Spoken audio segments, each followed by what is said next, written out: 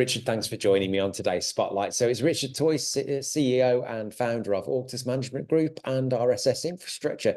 Richard, over to you. Introduce us to your business, please. Yes. Hi, everybody. My name is Richard Toy, founder of Auctus Management Group. We specialise within the infrastructure sector. RSS Infrastructure is our main company, which turns over probably 98% of the group's turnover. And we've got 3 divisions within that, which is technical services.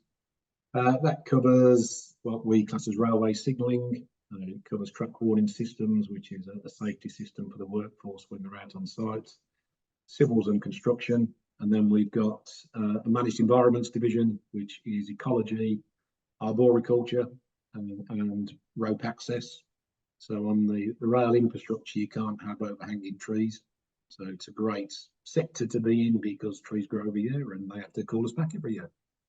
And our third main sector within RSS is rail welding. So we are the largest rail welding specialist. So when track gets replaced at night or at weekends, we're the teams that normally go in and weld the new track onto the existing network. Okay. Within Auctus Management Group, we're separate. We run inductions and health and safety, drug and alcohol testing, and we work with intelligent fingerprints. So we measure drugs through taking sweat from fingerprints, which is far more respectable than a urine test or a swab test, which generally gets used today. Very good, thank you. What would you say makes you stand out from your competition? I think standing out from our competition, initially we found that quite an easy task when we first moved into the job.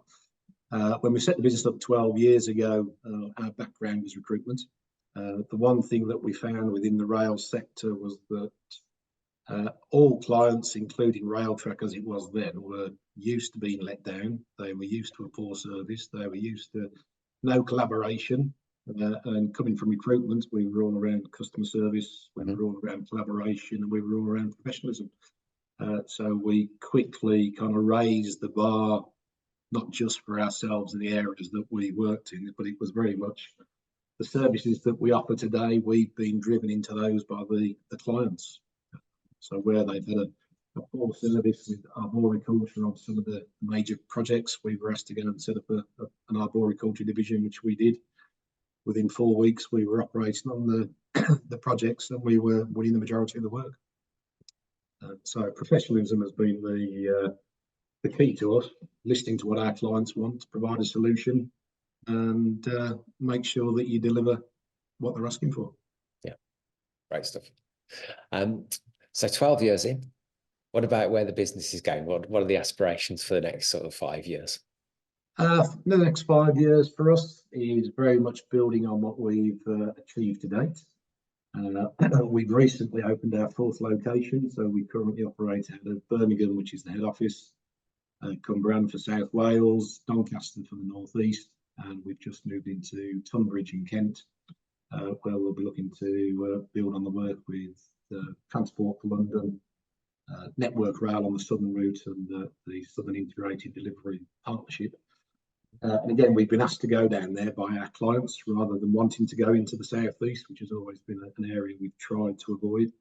But we've been guaranteed work, which we've already started on. We achieved our principal contractor's licence last year. That gives us the opportunity to work very much on the same basis as the larger companies like Balfour BT or Kia or Amy Rail. So we have exactly the same qualifications now, and we can go and deliver smaller projects. And generally what we tend to find is the big boys like your Balfours and your Kias, anything under about £2.5 million, due to the size of their business and their overhead, it's not worth them doing. So that's really the kind of area that we're targeting as a sweet spot. Right. With a view that over the next 5 years, we take the business from a £30 million group to a £50 million group. And that could be through acquisition.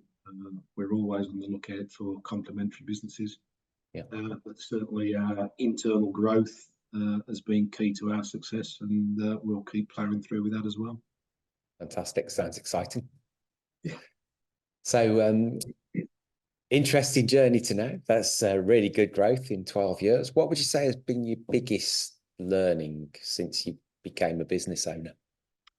The biggest thing, so I came out of the corporate world, and within Sky Blue, which was part of Carillion, if I needed to get somebody to chase invoices, I'd ring the credit control team, or if I needed to do some marketing, I'd ring the marketing team, or HR, I'd do the HR team.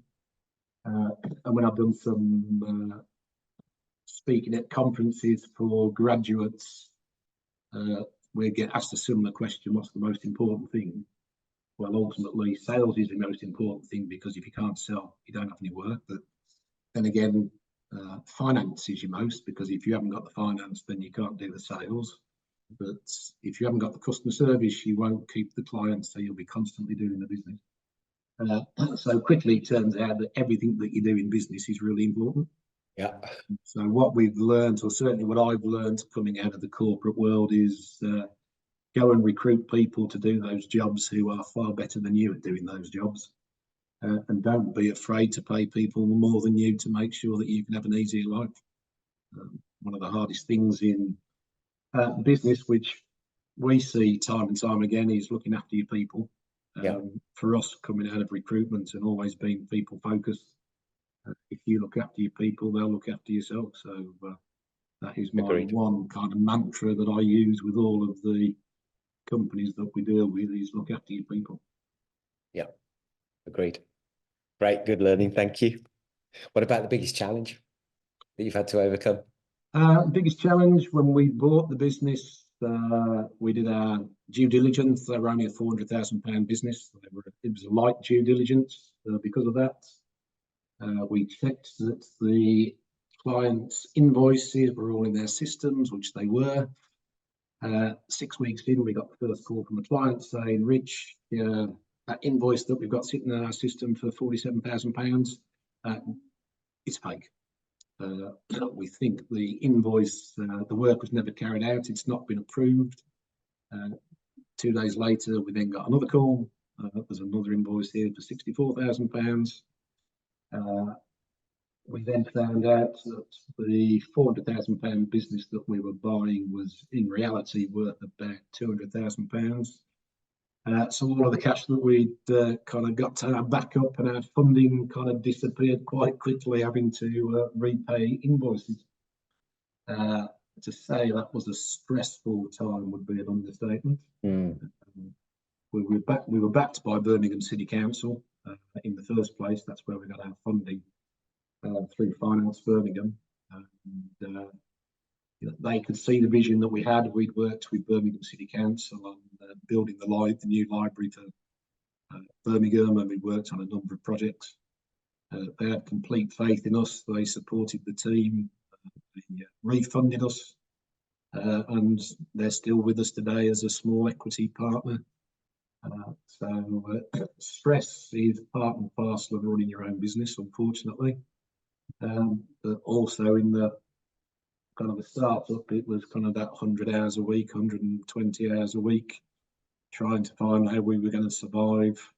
And luckily we did, and we're still standing today as a success to the council and their investment, and a success to the people who work for us. Yeah, brilliant, brilliant. If you were, with the benefit of the knowledge that you have now, sitting having a discussion with your 18-year-old self, what would you say? I'd have said start your own business as soon as possible.